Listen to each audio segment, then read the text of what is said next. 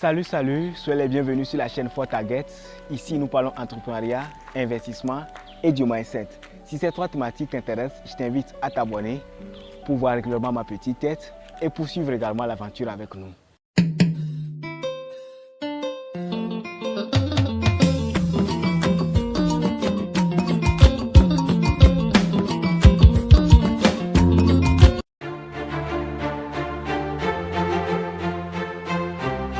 Donc les amis, dans cette nouvelle vidéo, nous allons parler du gombo. Le gombo que voici, pour ceux qui ne le connaissent pas, le voici. Voici le gombo, voici le gombo. On va parler du gombo, comment récolter le gombo. Mais bon, bien avant, nous avons eu déjà par le passé à montrer comment faire un bon semis de gombo. Donc c'est une vidéo qui est disponible sur la chaîne les amis. Remontez dans la playlist et vous allez voir, il y a une vidéo qui est consacrée comment faire une pépinière de gombo, bien comment planter le gombo, bien comment semer le gombo. Donc il y a une vidéo qui parle de comment semer le gombo. Donc après avoir semé le gombo, déjà 30 jours après au maximum, et ça doit déjà commencer par rentrer en production. Maximum 45 jours, ça commence par produire. Et la première étape, il y a l'apparition des fleurs, comme on peut remarquer ici. Il y a les fleurs là qui apparaissent.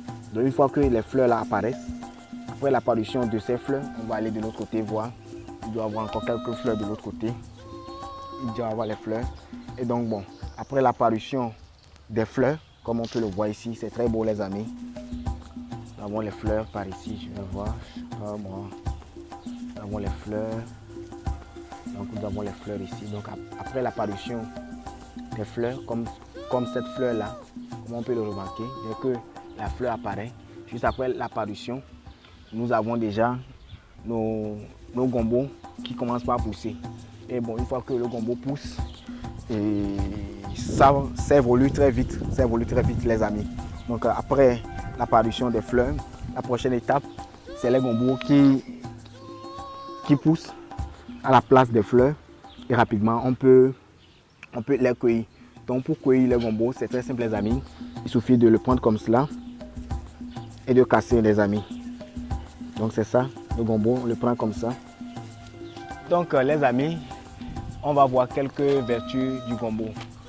Je ne suis pas un médecin ni un docteur, donc bon, c'est quelques vertus qui sont souvent racontées de gauche à droite que j'ai voulu aussi partager avec vous.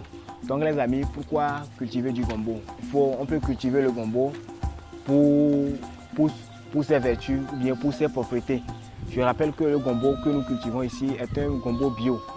Donc pour que le gombo puisse révéler toutes ces propriétés-là, il faut que ça puisse cultiver sans engrais chimiques, ni sans pesticides chimiques. Donc il faut que le gombo soit naturel, le gombo bio, sans produits chimiques. Et il peut aider à combattre le cancer du sein chez la femme. Donc le gombo combat le cancer du sein chez la femme. Le gombo combat également la fatigue intellectuelle et la fatigue physique. Si vous ressentez souvent la fatigue, vous sentez la fatigue ou bien bon, vous avez la fatigue intellectuelle. Et les journalistes, bon, c'est pas trop. Ceux qui ont des travaux intellectuels et ceux qui font aussi des travaux physiques, le gombo sera un bon allié. Un bon allié. Plus besoin des fortifiants chimiques. Non. Vous prenez le gombo régulièrement, vous consommez le gombo et ça apaise cette fatigue-là, ça combat la fatigue-là. Le gombo contribue à une grossesse saine. Oui, les femmes enceintes, quand tu es enceinte, il est bien de consommer le gombo. Mais quand on vient de tomber nouvellement enceinte, il n'est pas conseillé de consommer le gombo. Mais par la suite, il faut consommer le gombo. Surtout pour consommer le gombo, il faut suivre les conseils du docteur. Parce qu'il y a certaines qui disent que le gombo n'est pas bon pour la femme enceinte, d'autres qui disent que c'est bon pour la femme enceinte. Mais le mieux, c'est de voir le docteur ou bien le médecin pour qu'il puisse nous donner ce qui sera bon pour nous. Le gombo renforce également notre système immunitaire. Le gombo aide à la production des globules blancs pour nous aider à défendre notre système immunitaire contre les intrusions des virus. Le gombo a cette spécificité ou bien a ce vertu là aussi de diminuer le taux de cholestérol dans le sang. Donc, pour diminuer le taux de cholestérol dans le sang, il faut aussi consommer régulièrement le gombo.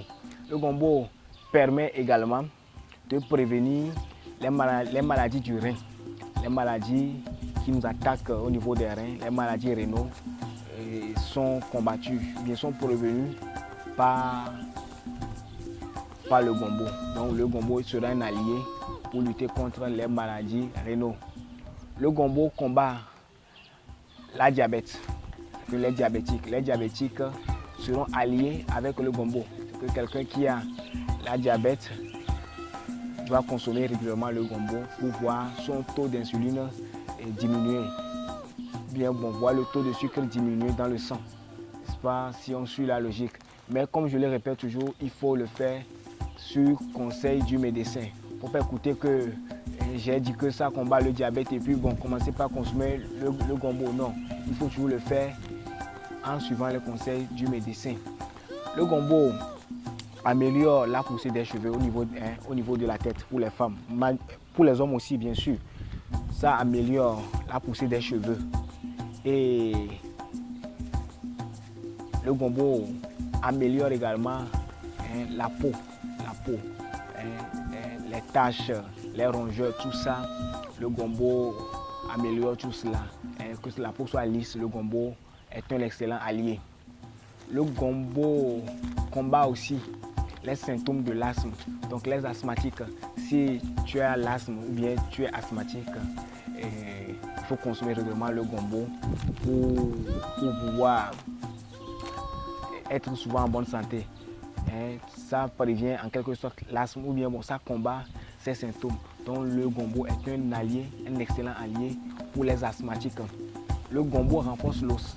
Quand tu consommes le gombo régulièrement, tes os seront solides, tu seras résistant. Donc, ceux qui ont les os faibles, bon, c'est pas trop. Le gombo renforce l'os. Ça renforce l'os, ça lui confère une solidité. Le gombo prévient également le rhume. Ceux qui ont souvent des rhumes qui ne se terminent pas, essaient aussi d'utiliser le gombo voire. Donc le gombo est un excellent allié pour prévenir le rhume. Le gombo en ce sens a aussi cette capacité-là de corriger la vue et la vision.